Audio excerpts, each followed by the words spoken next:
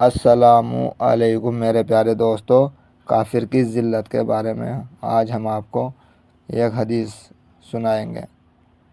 اور بلا شبہ جب کافر بندہ دنیا سے جانے اور آخرت کا رخ کرنے کو ہوتا ہے تو سیاہ چہروں والے فرشتے آسمان سے اس کے پاس آتے ہیں جس کے ساتھ ٹاٹ ہوتے ہیں، اور اس کے پاس اتنی دور تک بیٹھ جاتے ہیں جہاں تک اس کی نظر پہنچتی ہے۔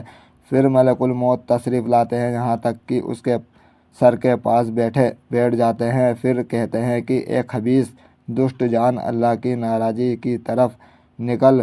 ملک الموت کا یہ حکم سن کر روح اس کے جسم میں ادھر ادھر بھاگی پھرتی ہے، اس لیے ملک الموت اس کی روح کو جسم سے اس طرح نکالتے ہیں کہ جیسے بوٹیا بھوننے کی سیخ بھیگے ہوئے اون سے صاف کی جاتی ہے۔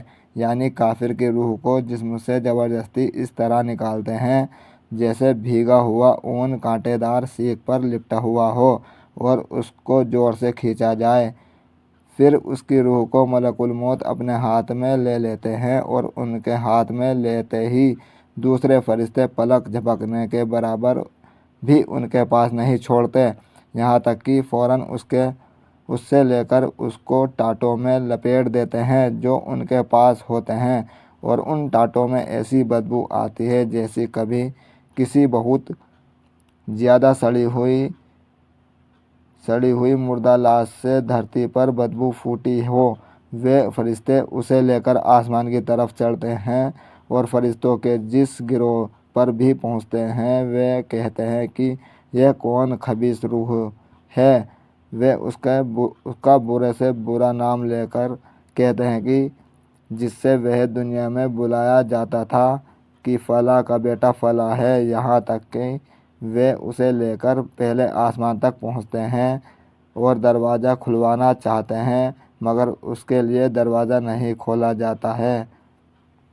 ان کے لیے آسمان کے دروازے نہ کھولے جائیں گے اور نہ وہ کبھی جنت میں داخل ہوں گے جب تک اونٹ سوئی کے ناکے میں نہ چلا جائے، اور اونٹ سوئی کے ناکے میں جا نہیں سکتا، اس لیے وہ بھی جنت میں نہیں جا سکتے۔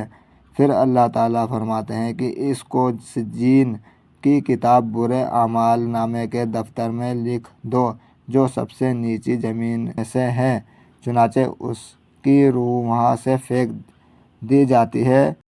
اللہ تعالیٰ ہمیں تمام برائیوں سے بچائے اور ہمارے کبیرہ صغیرہ گناہوں کو معاف فرمائے، آمین۔ ویڈیو اگر پسند آئے ہو دوستو تو ایک لائک کیجیے اور اپنے ملنے والوں کو شیئر کیجیے گا۔ اللہ حافظ۔